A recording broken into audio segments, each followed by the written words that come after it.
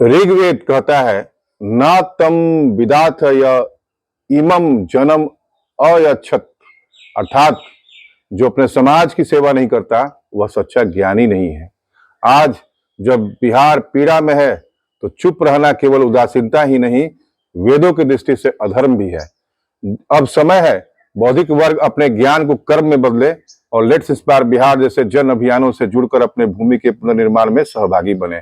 नमस्कार मित्रों, मैं राहुल कुमार सिंह, मुख्य कोऑर्डिनेटर लेट्स इंस्पायर बिहार अभियान।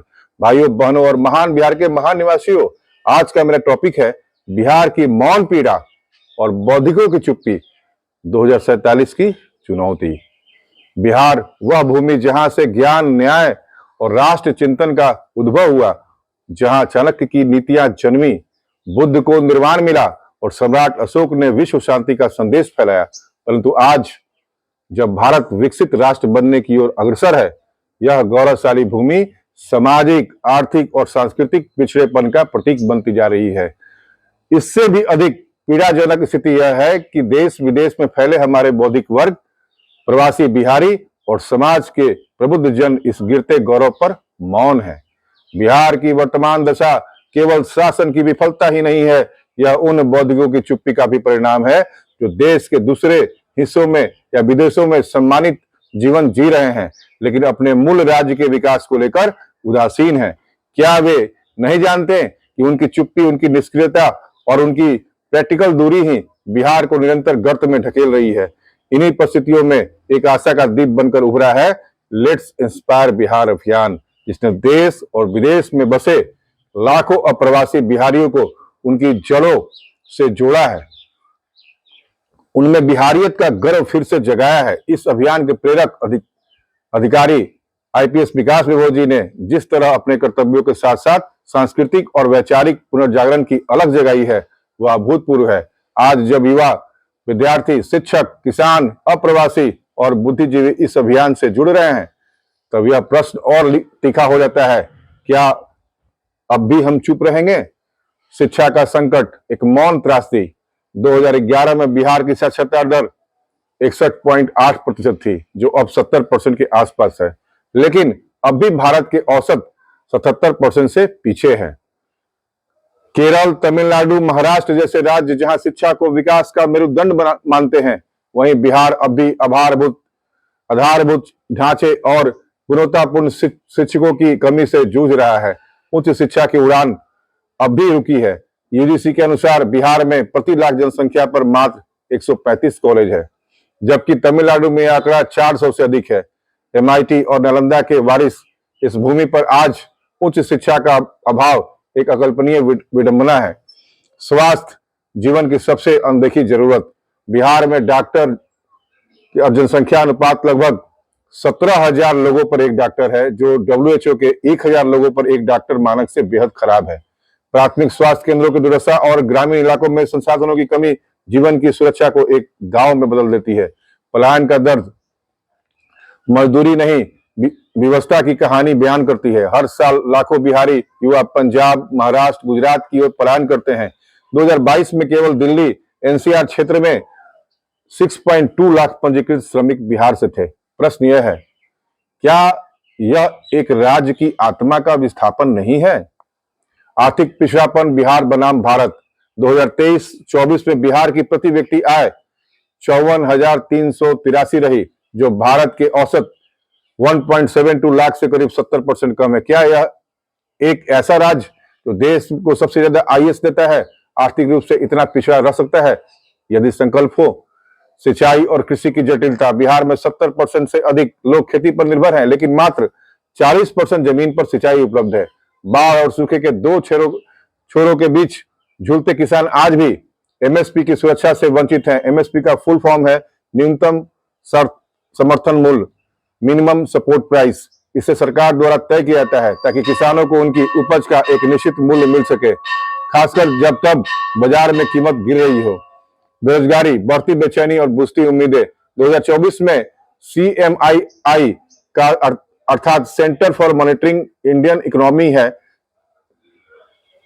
भारतीय अर्थव्यवस्था निगरानी केंद्र कहते हैं। यह एक निजी कंपनी है जो भारत की अर्थव्यवस्था और व्यवसायों पर डेटा और विश्लेषण प्रदान करती है।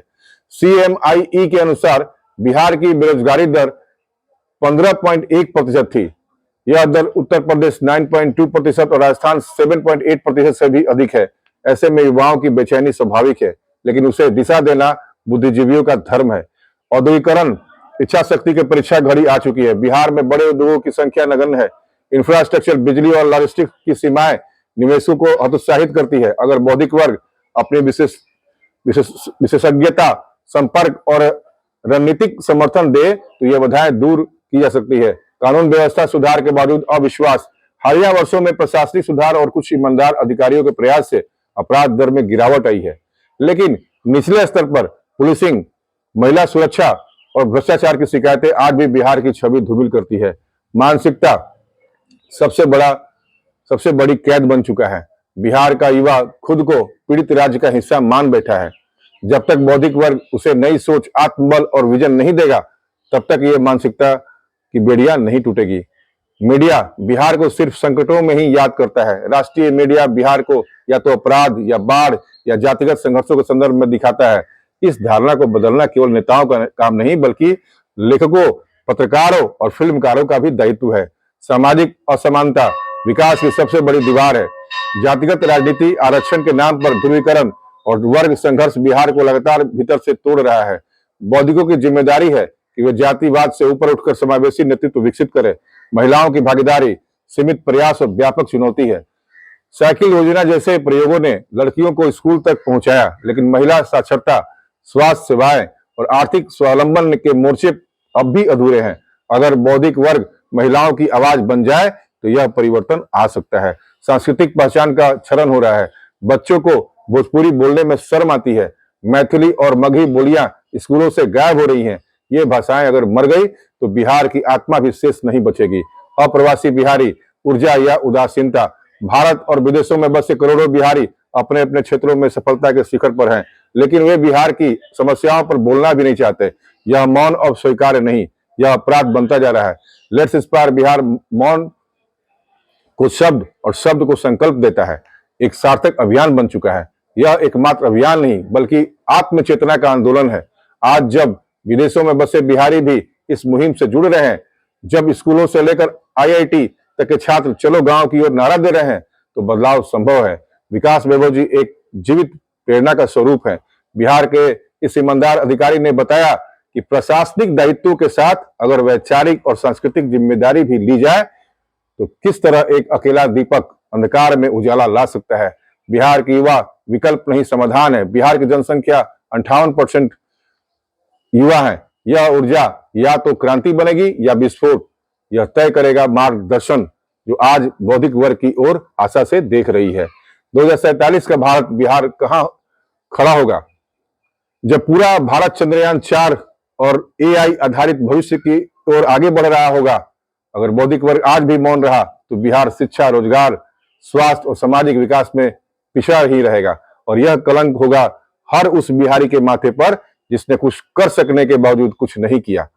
अब नहीं जागे तो इतिहास माफ नहीं करेगा।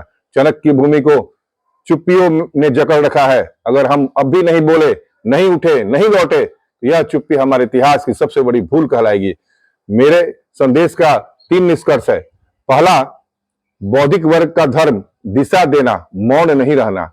समाज के बुद्धिजीवी केवल अपने क्षेत्र में प्रवीणता दिखाकर नहीं, बल्कि अपने राज्य की जरूरतों पर आवाज उठाकर समाज निर्माण करते हैं। बिहार को आज ही ऐसे ही सिपाहियों की जरूरत है। दूसरा निष्कर्ष है, अप्रवासी बिहारी संसाधन नहीं संकल्प बने। विदेशों में बसे बिहारी अगर आर्थिक, बौद्धिक और भावनात्मक समर्थन से जुड़ जाए तो बिहार की तस्वीर वर्षों में नहीं, महीनों में बदल सकती है। लेट्स इंस्पायर बिहार यह कार्य सफलता से कर रहा है, पर यह जन सहयोग की यात्रा है, अकेले किसी एक का नहीं है। तीसरा निष्कर्ष है, 2047 की तस्वीर हमारी सामूहिक जिम्मेदारी। अगर भारत 2047 में विकसित राष्ट्र कहलाएगा तो उसकी आत्मा बिहार के विकास से ही जीवंत होगी।